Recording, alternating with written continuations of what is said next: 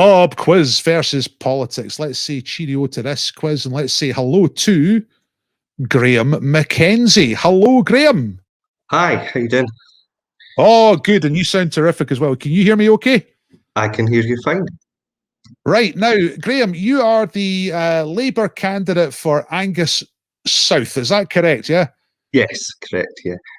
Where is Angus South? Because we're all quite metropolitan down here in Edinburgh, and we don't really care about the countryside. So that's most of the people watching. We have a few people in some scattered out areas, but mostly we're Edinburgh people down here. So just for the benefit of our city slickers who are watching, tell us roughly where Angus South is. So Angus South is north to Edinburgh, just above Dundee, and just below Angus North and Mearns, which is below Aberdeen. So right. So what right have you got? Have you got Forfar? Is that in the constituency? So we've got Forfar, Kirriemuir, Arbroath, Carnoustie, Moneyfeith, and everywhere in between. Letham, Muirhead.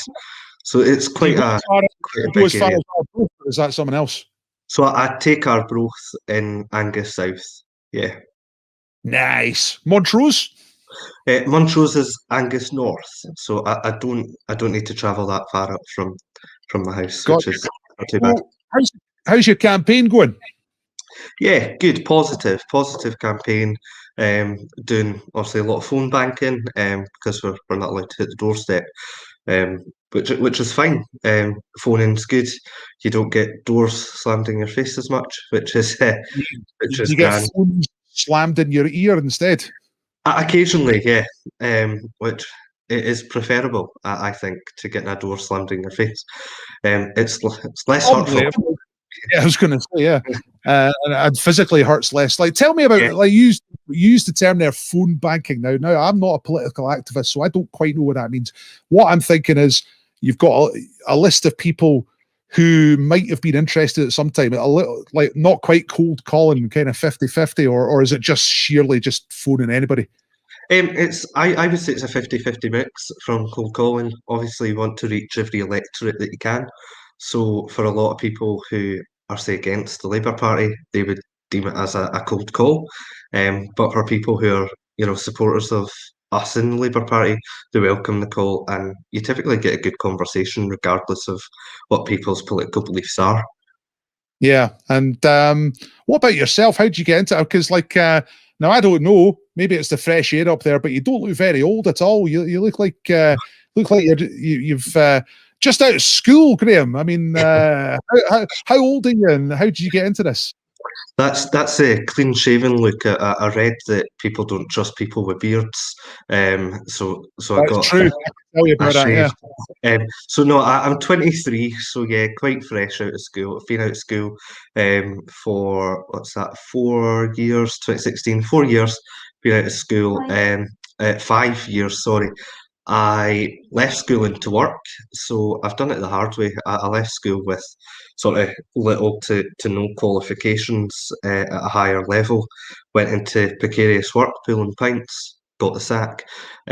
Went to. Tell me about that. How did you get sacked? Where did you get sacked for? It's a story for a different time, I think. Right. Well, it was quite nasty. It's a long story, but long story short, it's actually my dad I worked for, and it was him who sacked me. So there's the lesson: don't work for family. Well, without knowing any more about it, then what a bastard. Yeah. So after that, sort of faced some unemployment. I was unemployed for 3 months, and then I moved to Asda on the pizza counters. Right. I then soon moved to the opticians in store, fell in love with working in optometry, and that's what I do today. I now work in an optical, an independent optometry practice in Dundee. Well, that's absolutely a key worker for as far as people like me are concerned. That's absolutely core. That's absolutely. So, just quickly, how did you get into politics, and why the Labour Party?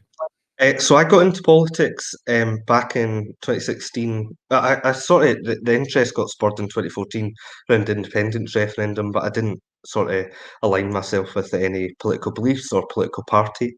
2016, the SNP in Dundee proposed to close my school.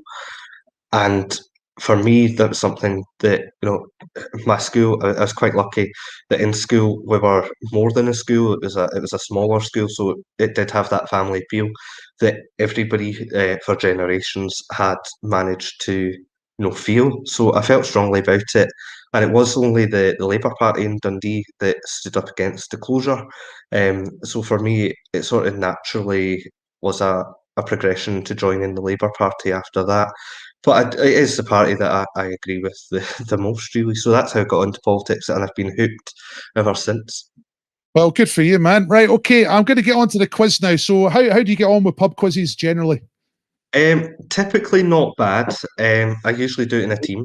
So Yeah, well, you're only 23, so it tends to be more difficult for younger people. But you're obviously a younger person who's got an interest in things, so it could work out for you. I'm going to tell you the format. I'm going to ask you 10 pub quiz questions. Right. The first one is easy and it's worth 1 point. The second one's worth 2 points. The third one's worth 3 points, so on. They get more difficult up to 10. Whoops. If you answered all the questions correctly, you would score 55 points. I think you need about 30 to go into the lead, but that would be a really good score because the Greens and the Lib Dems have posted good scores so far. But here we go. This is you, Graeme. Let's get started. So number one is an entertainment question. Now, this is meant to be a really easy one, but you're only 23, so this could go either way. Which American action-adventure TV series from the 1980s, which is like the ancient world as far as you're concerned, had main characters called B.A., Murdoch, Hannibal, and Face? Do you know what that is? No, I'm going to get. They Going to were, hazard the guess with well, okay, the A go on. team. Yes, very good. Okay, excellent. Right. Now, you see, people my age are like, what? How can he know that? But the thing is, that's like asking me about the 1920s or something like that. So, well done. You're off the mark. 1 point. Question number two is a geography question, right? Okay, along with white, what is the other color that makes up the flag of Turkey? Red. Good. Excellent. 2 points. 100% so far, Graeme. You're going like a train. Question number three is a historical question. Which famous British military man's last words were reported to be "Kiss me, Hardy"? Who said that? Last words in the heat of battle. Heat of battle. I'm going to have to pass on that one, I think. I'll give you another clue. The battle was in 1805. Nelson. Yes, very good. He dug it out right in the last minute. Absolutely fantastic. Admiral Lord Nelson at the Battle of Trafalgar gets hit. He's bleeding everywhere. He's going to die. Last thing you think of is "Kiss Me, Hardy." So there you go. Great British hero. Right, number four is a little break from having to think too much. It's a 50-50 question. All right, so try this one. For the first serve in a tennis match, which side of the centre line does the server have to stand? On the right side or on the left side? Left side. So for the left side, you're saying, is not correct. It's the right-hand side. You're not a tennis guy, nah? No. It's all golf up here, isn't it?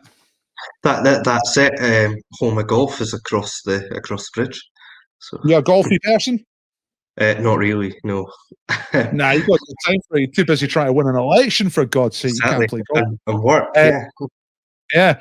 And fixing up people's vision as well, which is much more important than golf. Question number five. Which material was invented in 1935 by a guy called Wallace Carruthers and was intended to be a synthetic replacement for silk? All right, so 1935, a material that was invented by Wallace Carruthers, a synthetic material, a synthetic replacement for silk. What is that stuff? Polyester?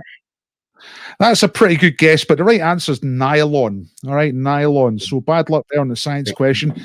But we're getting up here. You'll get. I think you'll have a crack at this one. Number six is about Scottish language. Right. There was a survey in 2007 to find Scotland's favourite word. Which word, meaning an idiot, came top of that survey? Egypt. Oh, that's a really good answer, but not correct. It's numpty. Ah, that's Oh, very central belt. That's a central belt question. well, that's how we all live, you know. Like I know there's a few people in various sort of primitive villages north of the Gap. But, anyway, was Egypt's a perfectly good guess. I feel a bit sorry for you for that one. Right, here's another 50-50 one for 7 points. All right, in which, and this is a politics one actually, in which decade did Anthony Eden resign as UK Prime Minister? Was it the 1930s or the 1950s? 1930s. No, it's the 50s. He was involved with the Suez Crisis. But again, that's well before your time, so bad luck there. Okay, here come the difficult questions now. Questions 8, 9, and 10. Number 8, in Greek mythology, your favourite, what was the name of the great warrior who killed Hector at the siege of Troy, but then was killed himself by an arrow which hit his heel? And that's the important bit in that question. Achilles. Yeah, perfect. Good answer. Great answer. That pulls you back up there. Right, you could have a good little run at the end here and get right back in the scores. Question number 7. You'll know this one as well. You'll know the answer. You'll know the name of the answer when you hear it. Which city in the Rio Negro province of Western Uruguay gives its name to a brand of tinned pie popular in the UK? Now, you would have experienced this when you were working at Asda, yeah? So a pie in a tin that's named after a city in Western Uruguay. Can you think what that name is? Free Bentos? Yeah, absolutely. Fantastic. Aye. The city of Frei Bentos used to be the centre of the Uruguayan. I'm going to have to visit now.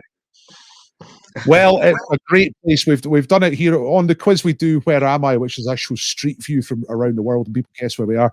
And Frei Bentos looks like a happening town. Right, here you've done really well. You've come back. You've got the 8 and the 9. Here's the 10-point question. This is the last one. This is for a great score, actually, if you get this right. So in which sport did a woman called Nicola Adams win gold medals for Britain at the 2012 and 2016 Olympic Games, making her the first woman to win medals for Britain in this sport?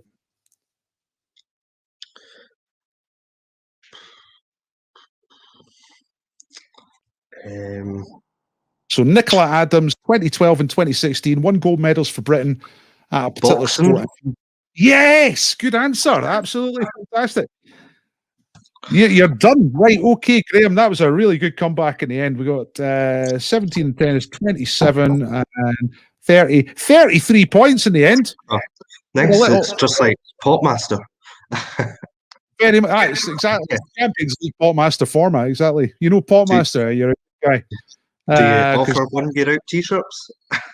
I don't offer anything at all except the chance to spread your message of collective ownership of the national means of production. So, well done. That's 33. That's a really good score. Anything over 30 is fantastic, and a great comeback at the end there.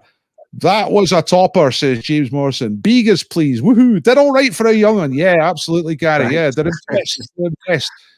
Jonathan said 36. Oh, is that what he got? I thought he was maybe correcting my addition. Let me just see. 17, 27, 30. Yeah, 33 is your score. Pretty sharp, says Marion. Well done, says Jerry.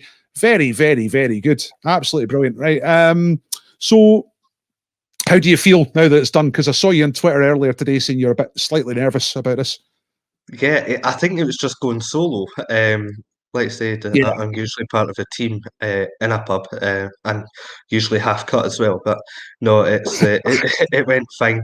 Out of interest, what was Graeme Downey's score? Graeme, I can't remember right off the top of my head. I could look. It'll take me a couple of seconds, but I'll tell you. I should. You know what I'm going to try and do? I've not done this yet, but I'm going to try and update the scoreboard live, which I haven't done before. Let me just have a little look at this. I'm going to show you something good because I've just updated this scoreboard, and I'm going to show you. I'm going to try and show you the scoreboard now, and there's probably some good news here for you and the Labour Party. There we go. Can you see that? There you are. Look, you're top. Can. There we go. Perfect. Yeah. I'm sure I'll have done Graeme proud.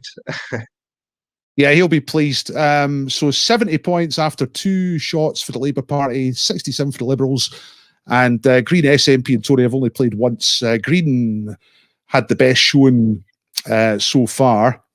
So that you've done really well. That's fantastic. You've put the Labour Party right to the top.